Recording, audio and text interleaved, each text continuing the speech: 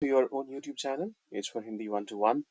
आज अब क्रिसमस में कुछ ही दिन बचे हैं, तो मैंने सोचा अभी अब अगले 7 दिनों तक क्यों ना आप लोगों के लिए क्रिसमस से जुड़ी हुई कोई भी कहानी लेकर आए और उनको करें ट्रांसलेट।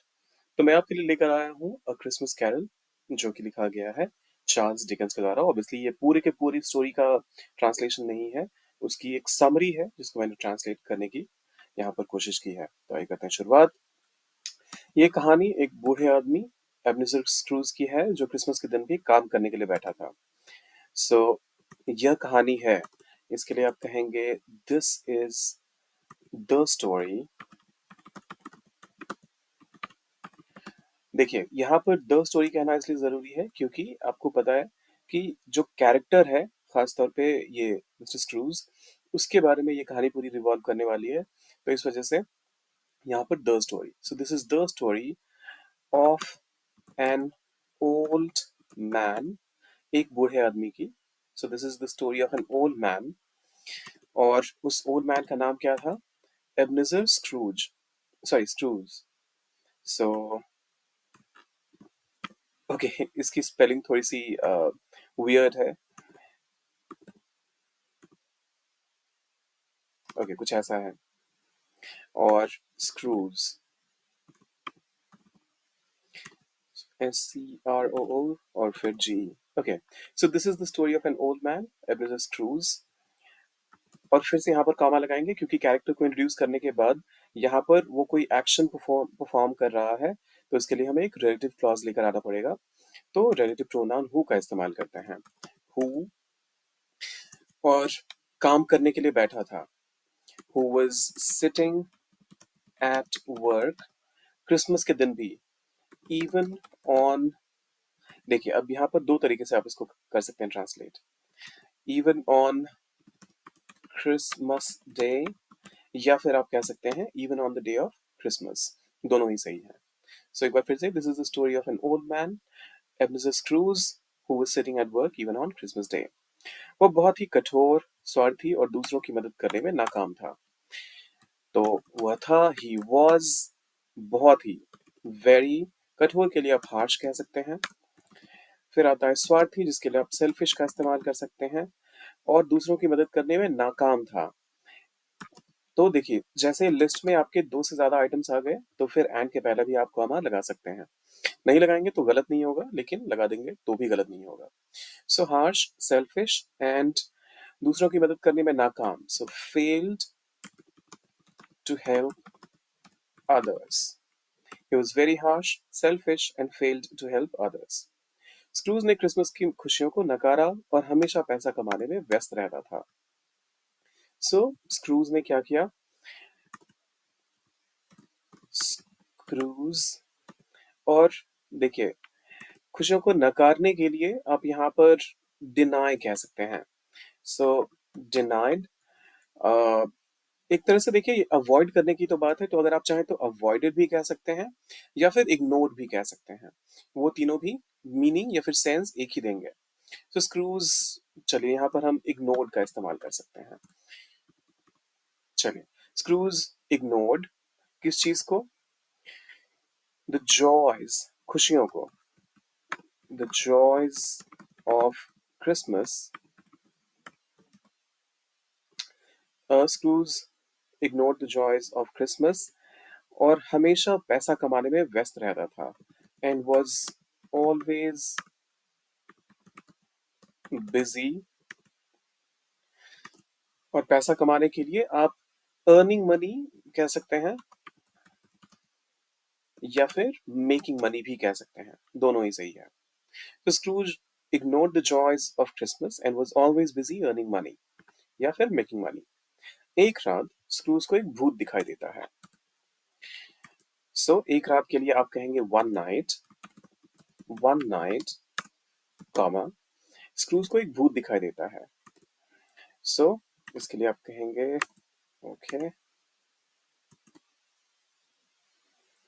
सॉरी लैपटॉप मेरा थोड़ा सा टफ टाइम दे रहा है। ओके, स्क्रूज दिखाई देता है, सो sees a ghost। One night Scrooge sees a ghost। अब क्या होता है आगे देखते हैं। भूत ने बताया कि वह स्क्रूज के पुराने साथी जैकब मार्ले की आत्मा है। अब भूत का इंट्रोडक्शन हो चुका है पिछले स्टेटमेंट में, इसलिए हम कहेंगे द गोस्ट। द गोस्ट बताने के लिए आप कह सकते हैं, ऑब्वियसली इन्फॉर्म करने वाले की कहानी नहीं है यहाँ पर। आप यहाँ पर टेल्स हिम कह सकते हैं कि वह स्क्रूज के पुराने साथी, tells him that it is the, और आत्मा के लिए आप स्पिरिट का इस्तेमाल कर सकते हैं। It is the spirit of पुराने साथी, हिज ओल्ड फ्रेंड, उसके पुराने साथी की बात हो रही है ना। So the ghost tells him that it is the spirit of his old friend, और फ्रेंड का नाम क्या था, जैकब मार्ले। तो इसके लिए पहले यहाँ पर कॉमा लगाइए और फिर जैकब मार्ले। चलिए, फिर आता है मार्ले ने कहा, तुम जैसा स्वार्थी व्यक्ति दुखी होगा और तुम्हारी आत्मा को शांति नहीं मिलेगी। मार्ले सेड, मार्ले ने कहा, कॉमा और फिर डायरेक्ट स्पीच है, तो इस वजह से हम इसको एज इट इज ट्रांसलेट करते हैं, तुम जैसा स्वार्थी व्यक्ति। अब देखिए, यहाँ पर जो स्टेटमेंट है वो शुरुआत होगा स्वार्थी व्यक्ति से, अ सेल्फिश पर्सन, तुम जैसा, so like you, a selfish person like you, दुखी होगा, will be unhappy, या फिर sad, या फिर miserable भी आप कह सकते हैं अगर आपको लगता है बहुत दुखी होगा तो। सो मैं यहाँ unhappy का इस्तेमाल कर रहा हूँ। सो मार्ले said a selfish person like you will be unhappy, और तुम्हारी आत्मा को शांति नहीं मिलेगी। एंड ओके, ये फिर से लैपटॉप का इशू शुरू हो गया। एंड योर, तुम्हारी आत्मा, आत्मा के लिए आप कहते हैं soul, your soul will never find peace। Peace की स्पेलिंग शायद गलत है, ये पीस टुकड़े के लिए होता है, लेकिन अब जब शांति के लिए कहते हैं तो PEACE वाला पीस होता है।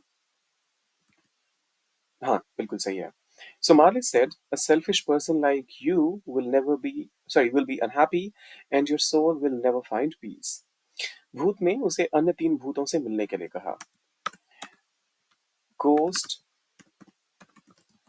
asked him to meet, मिलने के लिए कहा। So the ghost asked him to meet three other ghosts।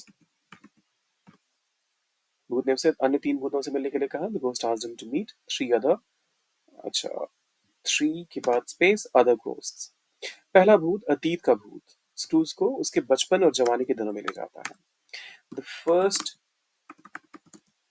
Ghost, कामा। अब देखिए, यहाँ पर अतीत का जो भूत होगा उसके लिए आप कहेंगे the ghost of the past. और फिर से क्योंकि ये सिर्फ कैरेक्टर बिल्डिंग की बात हो रही है तो इस वजह से यहाँ पर कामा आएगा। ये कुछ एक्शन भी परफॉर्म जो करेगा वो, उसके लिए हमारा मेन सब्जेक्ट है द फर्स्ट गोस्ट, ले जाता है। तो उसके लिए आप कहेंगे टेक्स स्क्रूज, क्योंकि यहाँ पर प्रॉपर नाम, ये फिर से नाम आ गया है तो हम इसको एज इट इज ले आते हैं। The first ghost, the ghost of the past, takes Scrooge उसके बचपन और जवानी के दिनों में, to his childhood and young days. The first ghost, the ghost of the past, takes Scrooge to his childhood and young days. Apologies people, ये कई बार बहुत सारे कीज आज काम नहीं कर रहे, पता नहीं क्या हो रहा है लैपटॉप में। ओके, वह देखता है कि वह पहले कितना अच्छा होता था लेकिन धीरे धीरे स्वार्थी हो गया। He sees, वह देखता है, he sees that he was,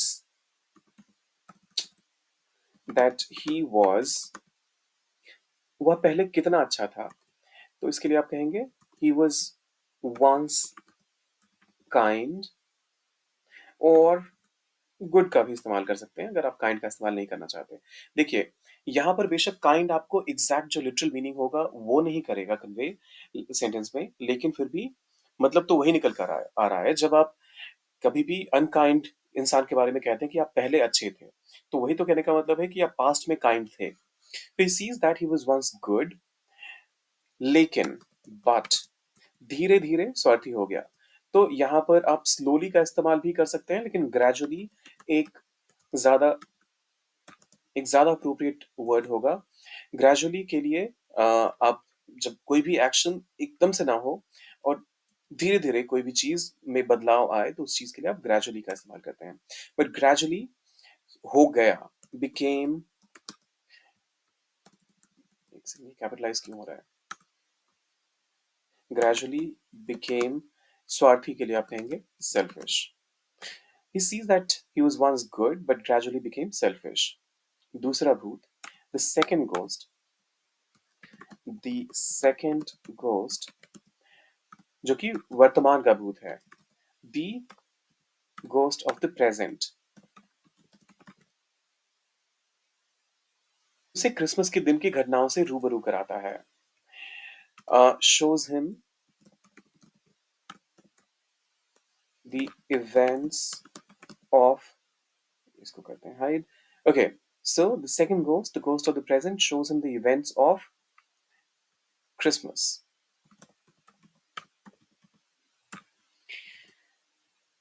Okay,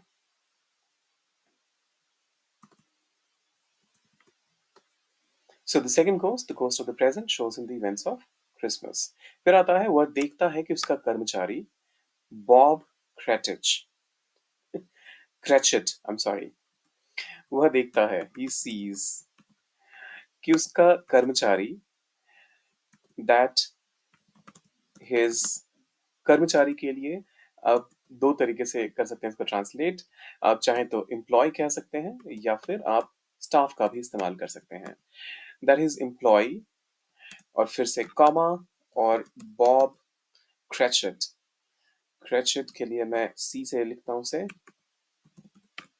Bob क्रेचिट गरीब होते हुए भी अपने परिवार से प्यार करता है, loves his family,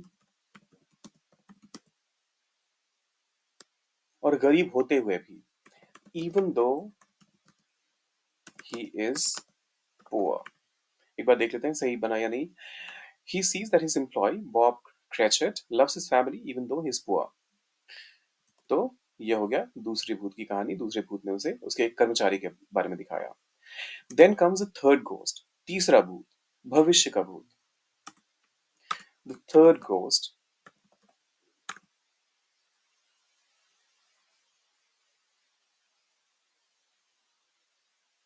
the third ghost, the ghost of the future। तीसरा घोस्ट जो है वो भविष्य का भूत है। So the ghost of the future उसे भविष्य में दिखाता है। Shows in the future, future जब उसकी मृत्यु हो जाती है, when he dies, when he dies, और कोई भी उसकी मौत पर शोक नहीं करता। सो इसके लिए आप कह सकते हैं when he dies and no one mourns his death। तो इसके लिए पहले कॉमा लगाएंगे यहाँ पर, and no one mourns his death। एक बार देख लेते हैं। ओके, हाँ, ये रहा हमारा final statement. The third ghost, the ghost of the future, shows in the future when he dies and no one mourns his death. कोई भी उसके मरने का शोक नहीं मनाता। स्क्रूज को एहसास होता है कि अगर उसने अपना व्यवहार नहीं बदला तो उसकी आत्मा को शांति नहीं मिलेगी। स्क्रूज, एहसास होने के लिए आप कह सकते हैं रियलाइजेस, रियलाइजेस दैट, अगर उसने अपना व्यवहार नहीं बदला, दैट, अब देखिए यहाँ पर दैट के साथ आपको इफ लगाना पड़ेगा। दैट इफ ही डजंट, बदलने की बात हो रही है तो चेंज और अपना व्यवहार के लिए आप कहेंगे हिज बिहेवियर, तो उसकी आत्मा को शांति नहीं मिलेगी। तो देखिए, आत्मा को शांति मिलने के लिए आप कह सकते हैं his soul will never find peace. His soul, उसकी आत्मा, मिलेगी, विल, और नहीं मिले, कभी नहीं मिलेगी, सो विल नेवर फाइंड, और शांति के लिए आप पीस का इस्तेमाल करेंगे। सो screws realizes that his if he doesn't change if he doesn't change his behavior, his soul will never find peace. वह जागता है और क्रिसमस के दिन दूसरों की मदद करने का संकल्प लेता है। He wakes up। अब देखिए, यहाँ दो सेंस में इसको ट्रांसलेट किया जा सकता है। या तो ही यहाँ पर जागने का मतलब लिटरल नींद में से जागना तो है ही, लेकिन अगर आप इसे मेटाफोरिकली लेते हैं कि एक जो थॉट था उससे बदलने के लिए वो जाता है, तो आप ये भी कह सकते हैं चेंजेस हिमसेल्फ। लेकिन वेक्स अप का भी इस्तेमाल कर सकते हैं। सो ही वेक्स अप और क्रिसमस के दिन दूसरों की मदद करने का संकल्प लेता है। एंड संकल्प लेने के लिए आप कहते हैं वाउस। वाव का मतलब होता है संकल्प लेना, संपर्क नहीं, सॉरी। एंड वाउस, क्या वाव लेता है वो? दूसरों की मदद करने का। सो टू हेल्प अदर्स, और किस दिन लेता है? On the Christmas day. He wakes up and vows to help others on the day. Scrooge अब एक अच्छा और दयालु व्यक्ति बन जाता है और सभी को प्यार और मदद देता है। स्क्रूज बन जाता है, becomes, अब एक अच्छा और दयालु व्यक्ति, a good and kind व्यक्ति के लिए आप पर्सन का इस्तेमाल कर सकते हैं, और सभी को प्यार और मदद देता है। And gives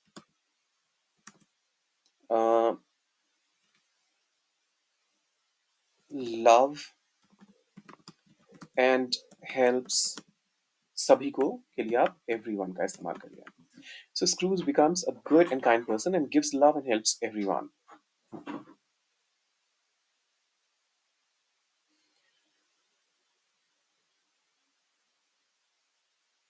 Okay. इस तरह से वो अपनी आत्मा को शांति और संतोष प्राप्त करता है। आत्मा की शांति और संतोष होना चाहिए वैसे तो इसको करते हैं ट्रांसलेट। इस तरह से, in this way, in this way, वह अपनी आत्मा को शांति और संतोष, he finds, शांति के लिए आप पीस का इस्तेमाल करेंगे, और संतोष के लिए आप कंटेंटमेंट का इस्तेमाल करते हैं। वो कहते हैं ना, मैं पूरी तरह से तृप्त हूँ, कंटेंट हूँ, तो containment, he finds peace and contentment, और किस चीज के लिए? अपनी आत्मा के लिए। So for his soul। चलिए, क्रिसमस की पहली कहानी आज समाप्त होती है, और जाने से पहले आपने क्या करना है? वीडियो को करना है लाइक, चैनल को सब्सक्राइब, शेयर कीजिए इसे अपने दोस्तों के साथ, और कमेंट में लिखिए आई वांट मोर, अगर ऐसे 7 और कहानियों का सीरीज आपको भी चाहिए।